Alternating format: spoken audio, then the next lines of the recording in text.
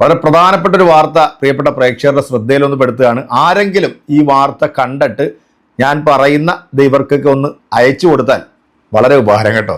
കാരണം ഇവരൊന്നും ഇത് കാണത്തില്ല, അല്ലെങ്കിൽ കണ്ടിട്ടും കാണാത്ത രീതിയിലിരിക്കുന്ന ചില മരവാഴകളാണ് ഞാൻ പറയാൻ പോകുന്ന ആൾക്കാർ. നമ്മുടെ ഉഷയിലെ ചേച്ചി വിസർജൻ ചാനലുണ്ടല്ലോ, ഈ സെപ്റ്റി ടാങ്കിൽ വന്നിരുന്നുകൊണ്ട് ഈ കൃമികീടങ്ങളെല്ലാം കൂടെ കലവില കൂട്ടുന്നത് നമ്മൾ സ്ഥിരം കണ്ടു. ഇവരൊന്നും ഇത് കണ്ടിട്ട് കാണാതിരിക്കുകയാണോ അതോ കണ്ടിട്ട് മിണ്ടാതിരിക്കുകയാണോ? കണ്ടിട്ട് മിണ്ടാതിരിക്കുക തന്നെയാണ്. കാരണം മരണപ്പെട്ടത് ഒരു മുസ്ലിം സഹോദരിയാണ്, ഷഹാന 31. ഈ കുട്ടി പത്തനംതിട്ട സ്വദേശിയാണെന്നാണ് തോന്നുന്നത്. മുത്തൂറ്റ് ഫൈനാൻസിൽ വർക്ക് ചെയ്യുന്നതാണ്. വിവാഹം കഴിഞ്ഞ ഒരു കുട്ടിയുണ്ട്. ഭർത്താവുമായിട്ട് പിരിഞ്ഞ് താമസിക്കുകയാണ് ഈ ഒരു സഹോദരി. പക്ഷേ ഈ പെൺകുട്ടി ആത്മഹത്യ ചെയ്തു എന്നാണ് പറയുന്നത്. അതായത് സ്റ്റെയർ കേഴ്സിൽ തൂങ്ങി മരിച്ച നിലയിലാണ് കണ്ടെത്തിയെന്നാണ് പറയുന്നത് പോലീസ്. പക്ഷേ ഇതിൻ്റെ ദേഹത്ത് രക്തക്കറകളുണ്ടായിരുന്നു. ഇവരുടെ സഹപാഠിയായിട്ടുള്ള ഒരു അരുൺ ശ്രീകുട്ടൻ 34 വയസ്സ്, പാവം പിടിച്ചവനാണ്, കൂടെ വർക്ക് ചെയ്യുന്നതെന്നൊക്കെയാണ് പറയുന്നത്. അപ്പം ഈ അരുൺകുട്ടൻ ആയതുകൊണ്ട് ഇവർക്ക് ആർക്കും ഒരു മിണ്ടാട്ടവും ഇല്ല.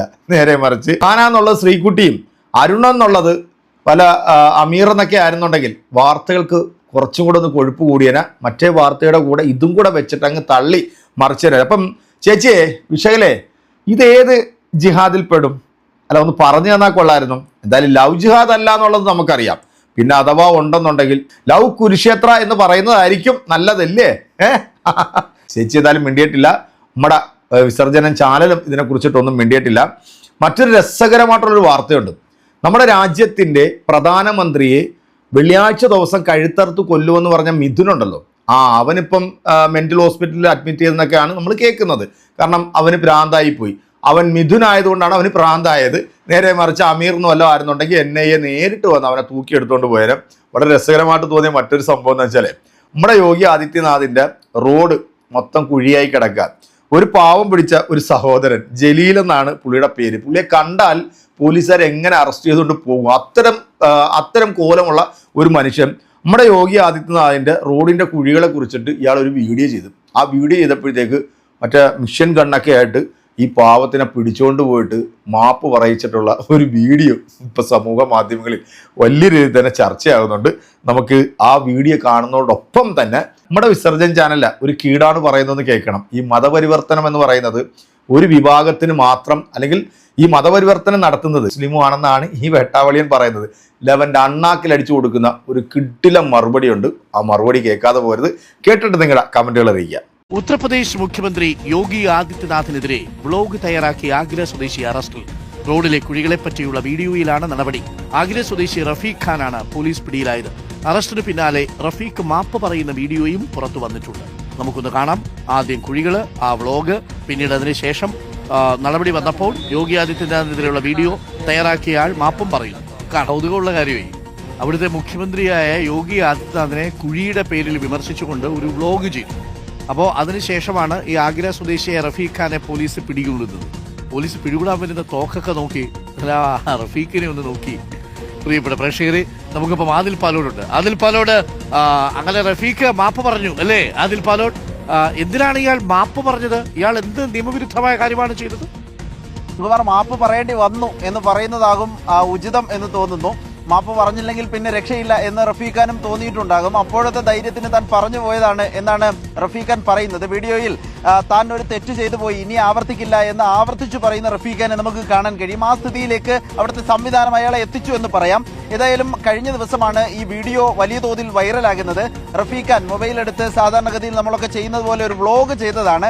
റോഡിലെ കുഴി, ഇത്രയും കുഴികളാണ് റോഡിലുള്ളത്, അതുകൊണ്ട് ഇതിന്റെ ഉത്തരവാദിത്വം യോഗിക്കാണ് എന്ന രൂപത്തിലായിരുന്നു വീഡിയോ വന്നത്. ആ വ്ലോഗ് വലിയ തോതിൽ പ്രചരിച്ചു. പിന്നീട് അത് സമൂഹ മാധ്യമങ്ങളിൽ നിന്ന് നീക്കുകയും ചെയ്തു. ഇതിൽ മുഖ്യമന്ത്രിയെ അപകീർത്തിപ്പെടുത്തുന്ന പരാമർശങ്ങൾ ഉണ്ട് എന്നതാണ് കുറ്റമായി കണ്ടത്. അതിനുശേഷം ആഗ്ര സ്വദേശിയായ റഫീഖാനെ അറസ്റ്റ് ചെയ്ത് കസ്റ്റഡിയിലെടുക്കുകയും പിന്നീട് അറസ്റ്റ് രേഖപ്പെടുത്തുകയും ചെയ്തു. അതിനുശേഷമുള്ള വീഡിയോയാണ് ഞാൻ തെറ്റ് ചെയ്തു പോയി മാപ്പാക്കണമെന്ന അപേക്ഷ വീഡിയോ കൂടി വന്നിരിക്കുന്നത്. സമൂഹ മാധ്യമങ്ങൾ വലിയ തോതിൽ വിമർശനങ്ങൾ ഏറ്റുവാങ്ങുകയാണ് ഈ നടപടി. അരുൺകുമാർ, ഒരു കഷ്ടമാണല്ലേ അഭിപ്രായ സ്വാതന്ത്ര്യമുള്ള നമ്മുടെ നാട്ടിൽ. ഇപ്പൊ നമ്മുടെ കേരളത്തിൽ ഈ റോഡുകളായിക്കോട്ടെ, അല്ലെങ്കിൽ സർക്കാർ സംവിധാനത്തിലുള്ള എന്തും ആയിക്കോട്ടെ, അതിന് ഉത്തരവാദി എന്ന് പറയുന്നത് ആ ഭരിക്കുന്ന സർക്കാരും അപ്പോൾ അവരുടെ ശ്രദ്ധയിലേക്ക് ഇത് പെടുത്തുമ്പോഴത്തേക്ക് ഇവരെന്താണ് ഇതുകൊണ്ട് ഉദ്ദേശിക്കുന്നത്? ആ പാവം മനുഷ്യൻ നടക്കാൻ പോലും പോയി നല്ല എടുത്തിട്ട് പെരുമാറിയിട്ടുണ്ടെന്നാണ് തോന്നുന്നത്. എന്നിട്ട് അത് ജീവന് വേണ്ടിയാണ് സത്യം പറഞ്ഞ് ഇങ്ങനെ വന്നിട്ട് മാപ്പ് പറയുന്നത് കേട്ടോ. അത് അല്ലെ പറയിപ്പിക്കുന്നതാണ് ഇവന്മാര്. ഇവിടെ രാജ്യത്തിന്റെ പ്രധാനമന്ത്രിയെ വെള്ളിയാഴ്ച ദിവസം കഴുത്തറുത്ത് കൊല്ലുവെന്ന് സമൂഹ മാധ്യമങ്ങളിലൂടെ കൊലവിളി നടത്തിയിട്ടുള്ള ഒരു പരമചെറ്റ അവൻ മാനസിക രോഗി. മാന്യമായിട്ട് ഈ നാട്ടിലെ ഒരു പൗരൻ ചെയ്യേണ്ട കാര്യം കൃത്യമായിട്ടത് ചെയ്തപ്പോൾ അവൻ തീവ്രവാദി, അതല്ലാന്നുണ്ടെങ്കിൽ അവനെ പൊക്കിക്കൊണ്ട് പോകലാണ് ഇവരുടെ പരിപാടി.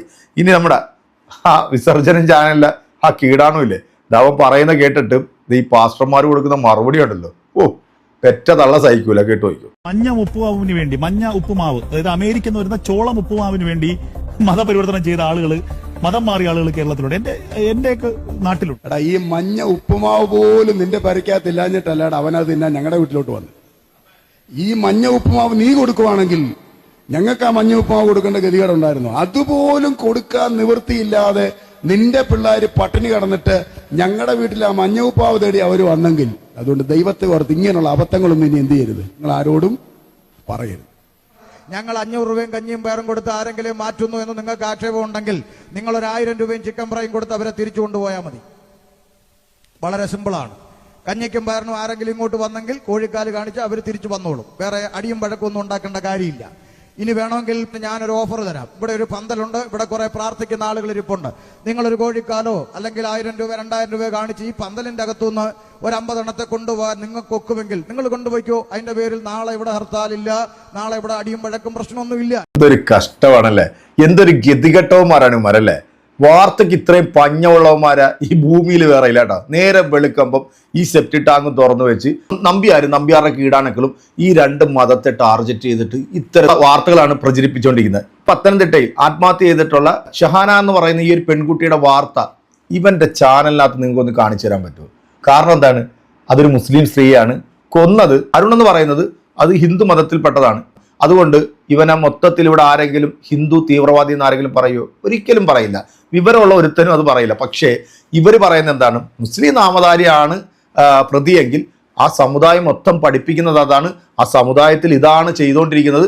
ഞങ്ങൾ 100 വട്ടം പറയാറുണ്ട്, കേരള സ്റ്റോറിയിൽ പറഞ്ഞിട്ടുണ്ട്, ഇതൊക്കെ ശരിയാണ് എന്ന് പറഞ്ഞ് കുരച്ച് നിലവിളിച്ചിരുന്ന് മോങ്ങുന്ന ഒരു ഊളനെയും ഈ ഒരു വാർത്തയുമായിട്ട് നമ്മൾ ആരും കണ്ടിട്ടില്ല. എന്തിനാണ് നമ്മുടെ കേരളത്തിൽ ഇങ്ങനൊരു സെപ്റ്റി ടാങ്ക് യോഗി ആദിത്യനാഥിന്റെ ബുൾഡോസർ കൊണ്ടുവന്നിട്ട് ഇടിച്ചങ്ങോട്ട് പൊളിക്കുക? രാജ്യത്തിന്റെ പ്രധാനമന്ത്രിയെ കുറിച്ചിട്ട് എന്ത് തോന്നിവാസം പറഞ്ഞാലും അത് ഈ പറയുന്ന വിഭാഗത്തിൽപ്പെട്ടവരാണെങ്കിൽ മാനസിക രോഗിയാവും, അതല്ലാന്നുണ്ടെങ്കിൽ അവന് തെറ്റുപറ്റിയതാണെന്ന് പറയും. നേരെ മറിച്ച് ഒരു മുസ്ലിം നാമധാരിയാണെങ്കിൽ അവൻ രാജ്യദ്രോഹിയാവും, അവൻ വർഗീയവാദിയാവും. ഇതാണ് നമ്മുടെ സിസ്റ്റം. നമ്മുടെ ഈ സിസ്റ്റത്തിലാണ് ഒരു മാറ്റം വരേണ്ടത്. അത് മാറിയില്ല എന്നുണ്ടെങ്കിൽ നമ്മുടെ ദൈവത്തിന്റെ സ്വന്തം നാടായിട്ടുള്ള കേരളം പോലും ഇവന്മാർ നശിപ്പിക്കും. എൻ്റെ പ്രിയപ്പെട്ടവരെ, ഈ വീഡിയോയുമായി ബന്ധപ്പെട്ട് നിങ്ങളുടെ കൃത്യമായിട്ടുള്ള കമന്റുകൾ നമ്മുടെ കമന്റ് ബോക്സിൽ അറിയിക്കുക. അടുത്തൊരു വീഡിയോ നമുക്ക് വീണ്ടും കാണാം. അതുവരെയ്ക്കും എല്ലാവർക്കും ബൈ.